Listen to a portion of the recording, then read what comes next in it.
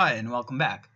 So in this video we're going to be explaining the ON factorial algorithm that solves the valid anagram problem. So let's get started. So if you don't remember the problem statement, make sure to check out the problem statement video that we did before proceeding in the next to this video. So we'll start just by jumping into the solution. So let's suppose that we have the word gram, for example, right? And we want to check if it's an anagram of, ARGM. One very possible naive method, which is really comes by the definition of the problem, is to simply try all the possible permutations of this string over here. So there are a total of 4 factorial, which is 4 times 3 times 2 times 1, which is 12. 24. So there are a total of 4 factorial permutations of this gram. So, and we can possibly list them. So let's say, okay, there is gram, there is grma, there is gamr, there is garm, and so on, all the way to the last, basically, permutations. And there's a total of 24 of them.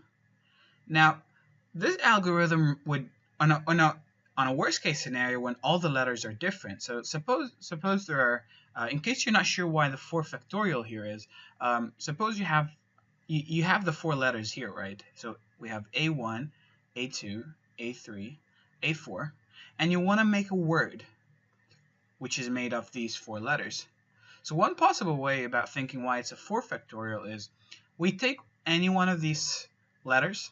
Let's say, so for the first choice here, for the first box here, we want to choose one of these 4 options. So we have 4 options in this one. And then after we've chosen the one here, we've probably canceled one of these, right? So let's say I canceled A3. So this one is no longer here. So now I want to choose another one, which is from these 3. So I have 3 options. Then let's say I took A2, right? I cancel this one. Now I have 2 of them left. And then once I've canceled it, I only have 1 option left to put for A4, which is just to put it here. So 1 left. So we have a total number of possibilities as 4 times 3 times 2 times 1. And in general, we can generalize this for the general case if we have a word with a... and of course, this argument holds only when these letters are all different. So because suppose we have a word like A. So the only valid permutation is actually A. And there are no 24 of them. So on a worst case scenario, but since we're dealing really with a worst case scenario here, let's assume that all the letters are different, right? All the numbers are basically different from each other. So that would take a running time of, n times n minus 1 times n minus 2, like just this argument over here, times 1, which is O of n factorial. Now, to see how this really performs, an ON factorial algorithm is valid for values of n. So an n which is less than or equal to 11, bigger than or equal to 1. Typically, an algorithm that runs in ON factorial, the best n you can do is really 11. If you try running it with n equal to 100, it will probably take the age of the universe just to finish computing, and it just doesn't scale very well.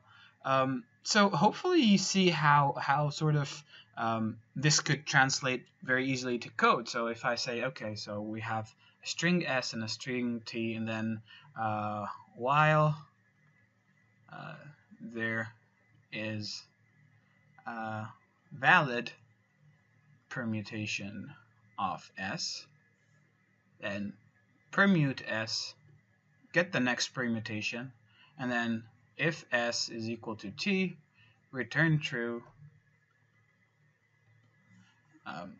or without the semicolon. And then once you're done here with this loop, you should just return false. If you haven't found any of the permutation as this one, then you just simply return false.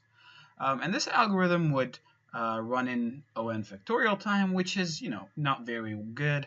Most words that we would be dealing here in LeetCode would be pretty long, like maybe 100 or so letters. So we won't even waste any time to implement the O(n) factorial time algorithm, but it's just worth noting that, oh, this algorithm does exist. So in the next video, we're going to be explaining more optimized versions of these algorithms, and we'll see how to take it from there. So until the next video, happy coding.